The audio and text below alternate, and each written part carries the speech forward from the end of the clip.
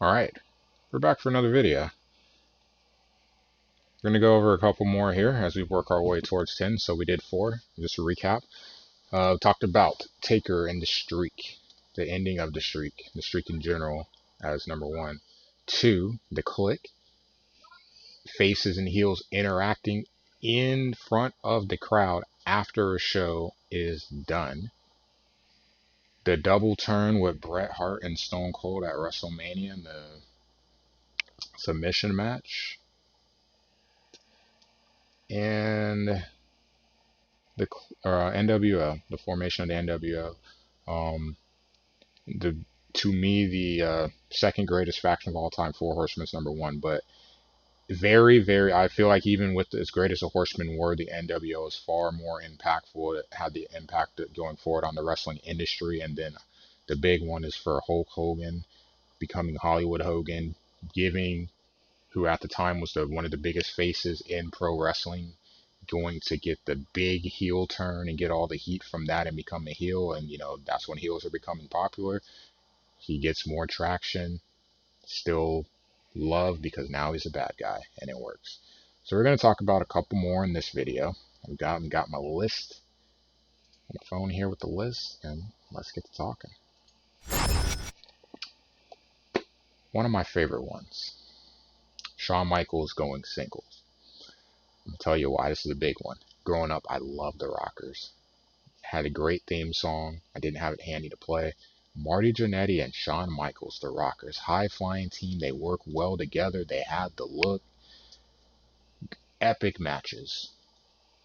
Insert the Hart Foundation. And this is really something you could almost say their careers kind of were mirrored when I talk about them. Referring to the Hart Foundation, more specifically to Bret Hart, him and Neidhart. Had great tag matches. But there comes a point, as we've seen in the wrestling industry, where all factions, teams, at some point someone becomes bigger than the other.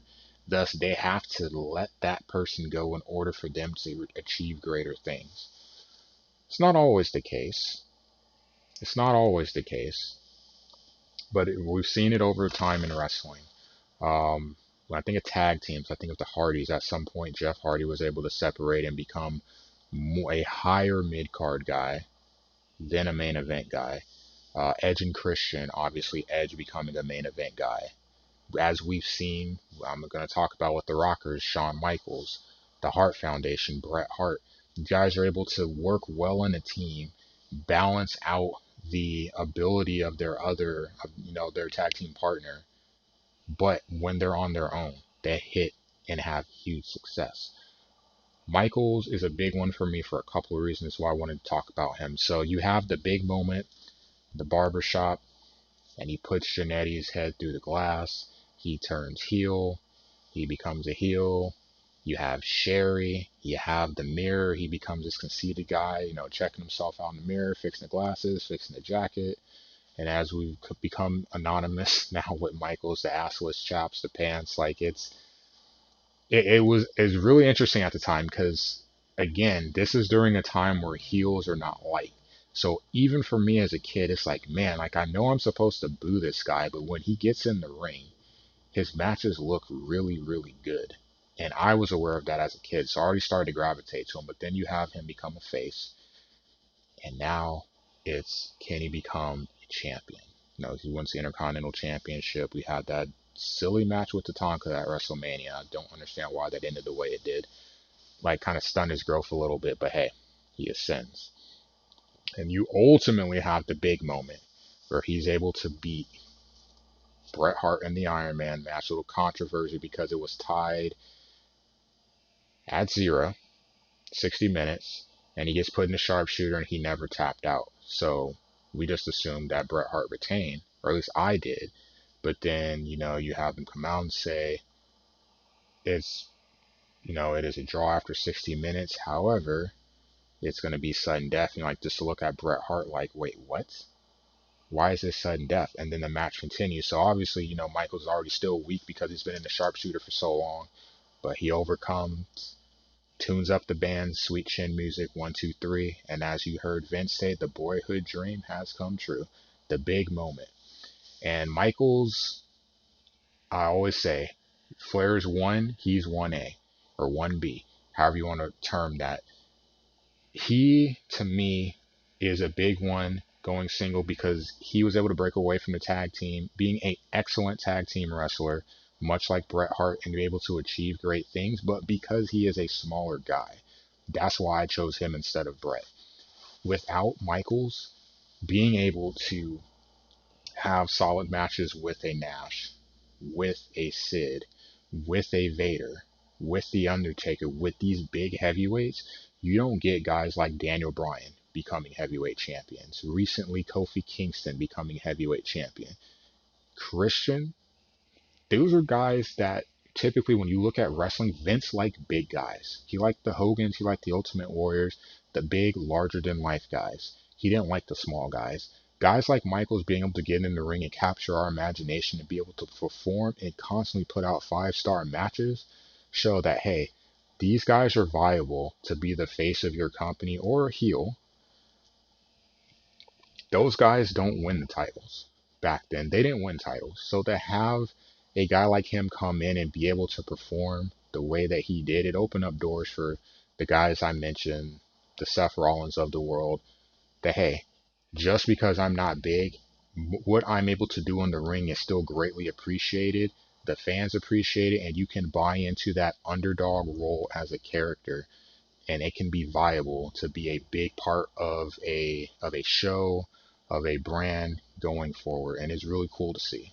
So I do want to give nods to HBK for that because without HBK, some of the big moments I think of in wrestling, Daniel Bryan beating Cena, Daniel Bryan, Daniel Bryan beating Batista and Orton at that WrestleMania.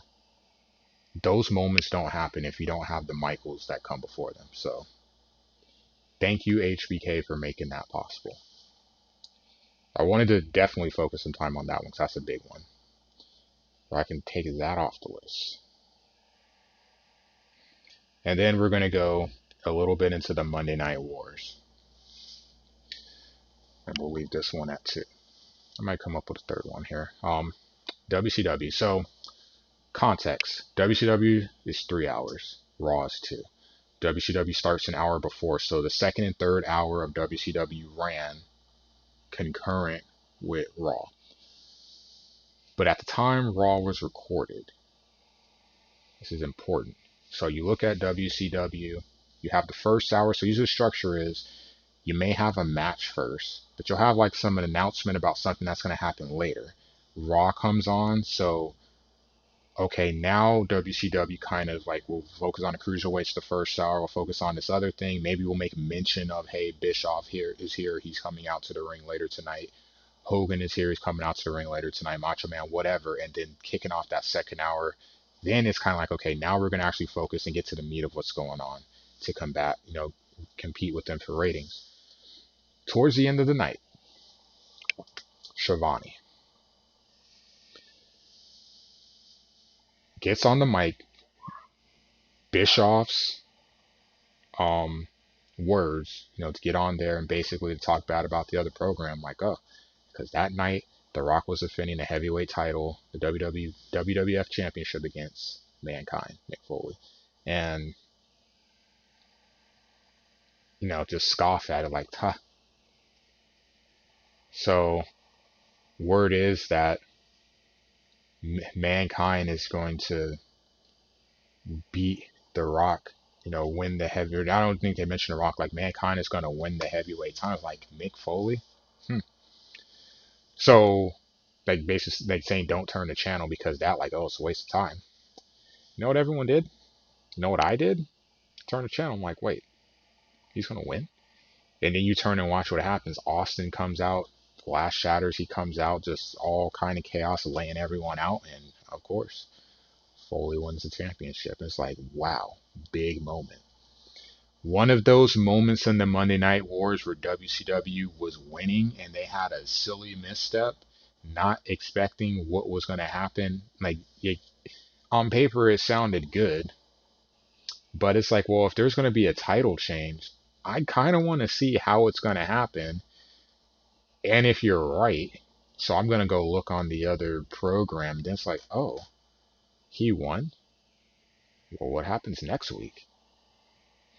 And there you go. A little bit of it was so silly, but none of even when you hear Bischoff talk about, he wasn't expecting that to happen. Does he regret it? He still says no, but he didn't know that that would happen. Like hindsight 2020, but no one knew that that would happen. And it's very very true. Um, really really odd. And then we'll go with a third one here. We're going a little over 10 minutes here, but I'll try to keep this brief.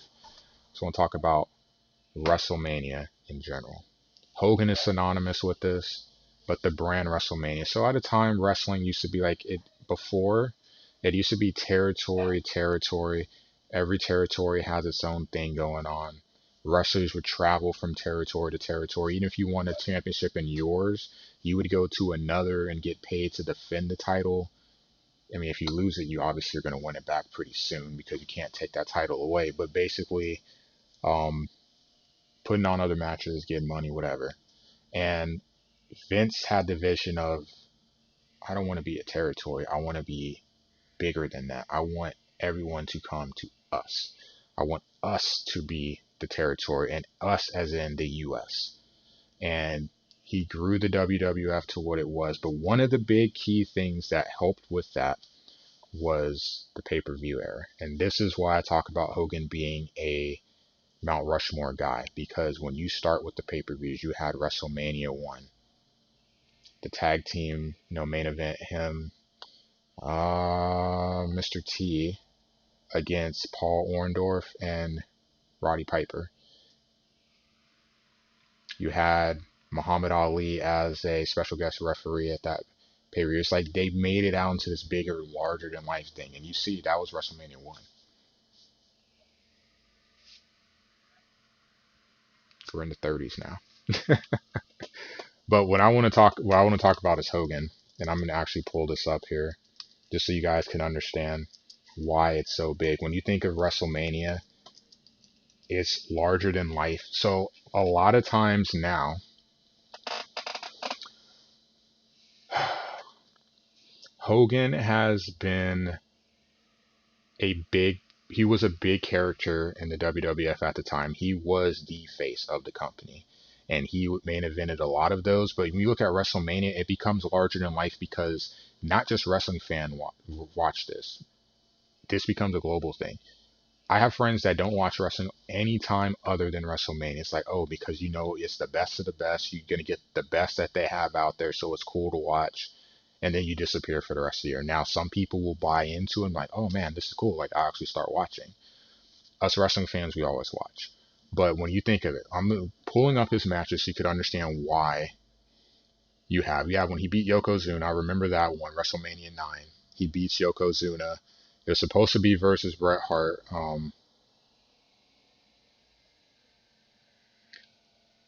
Some shenanigans, but then Hogan challenges to a match right after, immediately wins. Silly, but at the time, as cited each year. Um, the Mega Maniacs versus Money Inc., DiBiase and IRS. Him and Brutus the Barber Beefcake. Solid match there. Obviously, when you think of WrestleMania, one of the biggest moments that everyone says is the body slam heard around the world. Hogan body slamming Andre the Giant. Huge, huge moment. And again, the underdog, because at that time, dude he never lost. Like, Andre the Giant was unbeatable. And Hogan comes in with the body slam and it surprises everyone. It's a huge moment at the Silver Dome, and then boom, drops the leg. 1, 2, 3, Hogan wins. Like, huge, huge moment. Retains the championship. Leave the Sid one alone. The Slaughter, Sergeant Slaughter. So Sergeant Slaughter is supposed to be an American, turns his back on the country. Face versus heel, and again, anti-American. That's something that played really well during that era. Hogan wins that match, as he did a lot of these WrestleMania matches, honestly. Um, a real popular one was him against The Rock, like icon versus icon, generation versus generation. The Rock won, which actually made some people really upset. But again, You put guys over. This is what the old guard does. They put the younger guys over because there's nothing to be gained from them. King Kong Bundy cage match, one of the first cage matches. I think it may have been I don't think it's the first now I think about it, but it's one of the first cage matches in the WWF. You had him facing Macho Man, which is pretty cool because you had Macho Man, like they were a tag team, which is one of my favorite storylines actually in the wrestling. They were a tag team, and then they broke up, jealousy with Savage because of Elizabeth. They end up breaking up. Savage becomes the champion, and then eventually he ends up facing Hogan, and as always, Hogan overcomes. Painful one, but I thought that was a really well done storyline.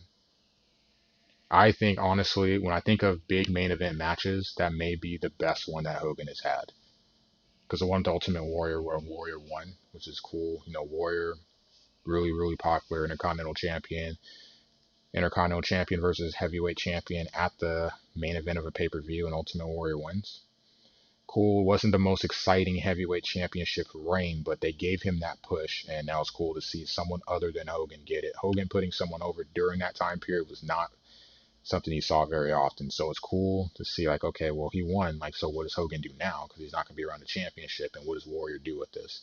Didn't go over well, but it is what it is. But WrestleMania became synonymous with Hogan. He main evented a lot of them. A lot of those matches were really good matches when you think about WrestleMania in general. It hasn't always ended that way. We've had some duds. There's been some just entire cards that were duds. But usually every year at WrestleMania, you can pinpoint at least 3 to 5 moments that was like, that's pretty damn cool, or matches that were like, man, that was a really good match, or the storylines leading up to it. Like, it's become a thing on its own. People plan trips around it every year. They plan their vacations around it. People come from around the world to come here to the United States to see WrestleMania and have a great time. It has grown to become one of the few things that can be considered bigger than wrestling, and Hogan had a lot to do with it. Vince had the vision. He needed a guy like Hogan in the push, and it's like the vision and the character of Hogan and what he was able to do in the ring work well together. Boom. WrestleMania is able to take off and become this iconic event that it is now. That's enough. That gets us to 7. So we'll cover 2 in the next video, and then I've got one last one, and that one will be an entire video on its own. So thanks for watching, and I'll see you guys later.